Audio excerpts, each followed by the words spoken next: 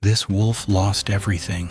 Betrayed by his friends and his love, he came back for justice. But to get it, will he kill an innocent child and become the ultimate monster? There is an old saying, if you kick a dog long enough, eventually it will bite. But what happens when you lock a wolf in the dark for 14 years? He doesn't just learn to bite, he learns to hunt. He stood in the center of Parisian high society, a predator draped in fine silk. They didn't know his name. They only knew him as the Count. And the creatures surrounding him, the bankers, the generals, the judges, they had no idea that the monster in their midst was one of their own making. 14 years earlier, he wasn't a monster. He was Edmond Dantès, a young, bright-eyed sailor with the world at his paws. He was strong, he was loyal, and he was dangerously naive. Edmond had everything a young male could want. At just 19, he was named captain of his own ship, the Fernand. And he was about to marry the love of his life, Mercedes, a creature of grace and beauty. Edmond's future was bright, too bright. Happiness, you see, attracts predators. Watching from the shadows was Danglars, a fox, the ship's purser, a creature who cared only for gold. He hated Edmond because Edmond was honest, and honesty is bad for business. Then there was Fernand, a massive bull. He was Mercedes' cousin, and he desired her with a possessive, violent rage. He couldn't stand that a simple sailor had won the prize he felt he deserved. The fox knew he couldn't beat Edmond in a fair fight, and the bull was too stupid to plan. So the fox used his weapon of choice, the pen. They drafted an anonymous letter accusing Edmond of treason, of being a secret agent for Napoleon. It was a lie, but it was enough. During his own wedding feast, Edmond was dragged away in chains. He was brought before the deputy crown prosecutor, a man named Villefort. Villefort was a snake in human robes, cold-blooded, ambitious. At first, he saw Edmond's innocence. He was about to let him go.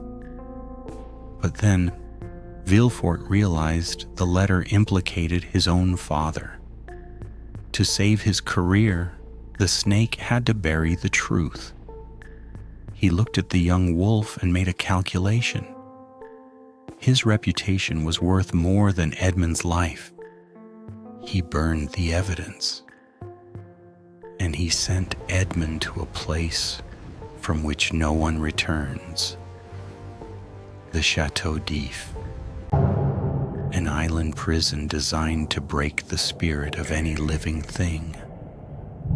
The door slammed shut. Edmond Dantès, the innocent sailor, ceased to exist. He was just a number now. Prisoner 34. And the darkness began to feed. The first few years were pure agony. He begged, he prayed, he raged against the stone walls until his claws were bloody, but the stone didn't care. Despair is a slow-acting poison. He began to starve himself, hoping death would be kinder than the dark. But just as he was ready to let go, he heard a sound. Scratching, digging. It was another prisoner, attempting an escape tunnel that had gone wrong.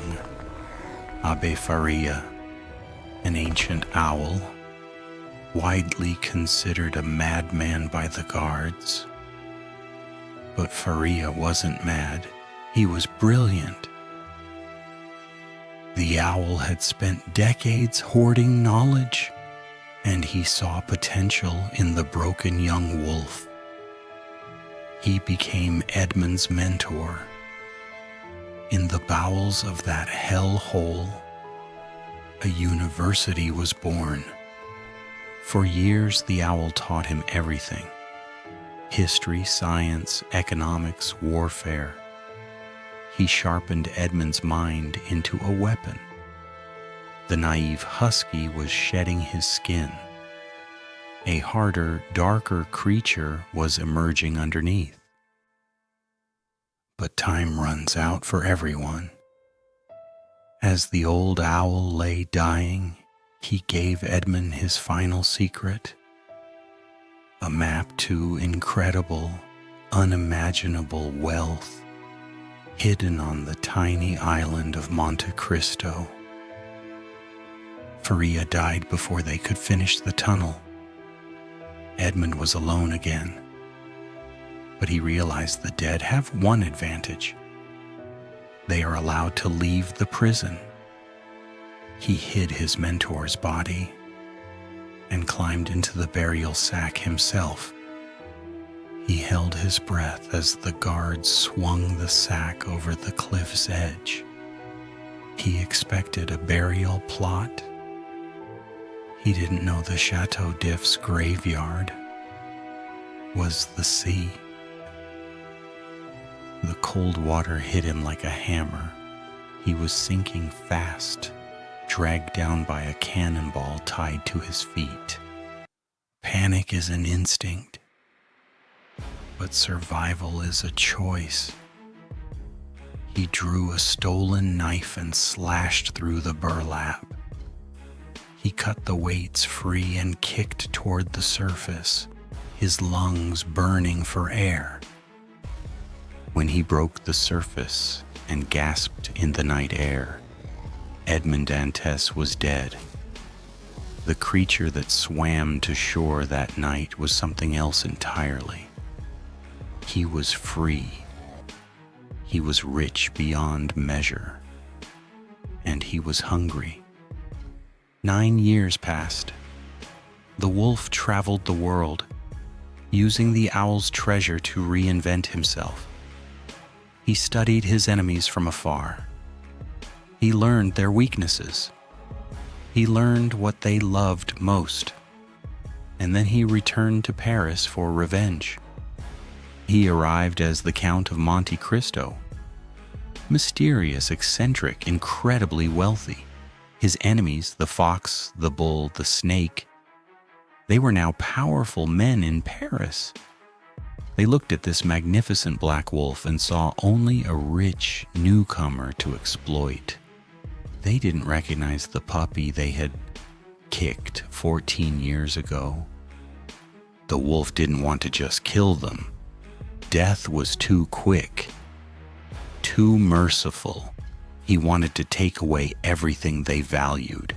He wanted to destroy their souls.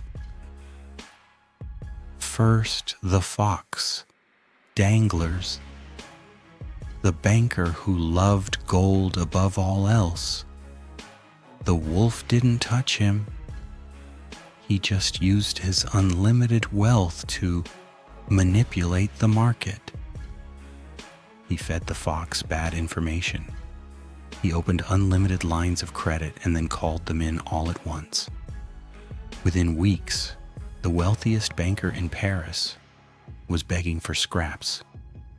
The wolf bankrupted him, leaving him alone with his greed, starving in a world made of gold.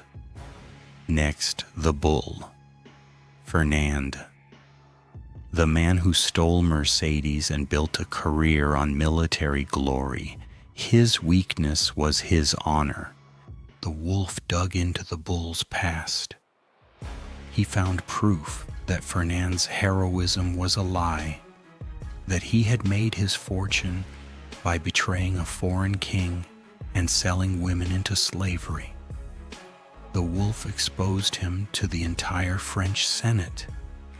Disgraced, abandoned by Mercedes, the bull faced the wolf in his own home.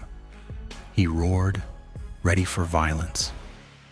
But when he looked into those cold, glowing blue eyes, he finally recognized Edmond Dantès. The bull didn't fight. The weight of his guilt crushed him.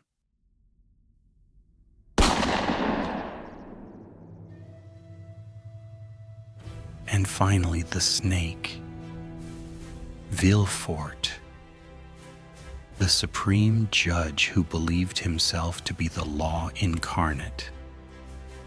He was the hardest to break because he had no heart. So the wolf turned the snake's own venom against him. He didn't have to frame Villefort. He just uncovered the rotten secrets within Villefort's own house, a legacy of murder and poison hidden beneath the judge's robes. When the truth came out, the snake's rigid world shattered. The man of logic went mad, broken by the very justice he claimed to uphold. They were all broken. The fox, penniless. The bull, dead. The snake, mad. The wolf had won. But revenge is a hollow meal. It fills your stomach, but it starves your soul.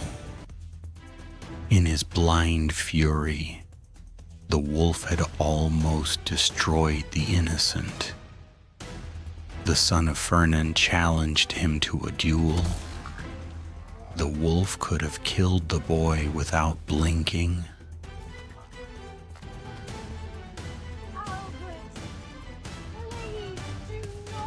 But then he looked at Mercedes, the doe he had once loved. He saw the terror in her eyes, not for herself, but for her son. And for the first time in 20 years, the black wolf felt something other than hate. He realized that to destroy monsters, he had become the ultimate monster himself. He had thought he was God's vengeance. He was wrong. He lowered his weapon. He spared the boy. The Count of Monte Cristo faded back into legend. He left Paris behind, his vengeance complete, his heart heavy. He had learned that all human wisdom is contained in these two words: wait and hope. I got nightmares in my head, I fear that the thoughts build up until I can't hear, that my mind fills up into a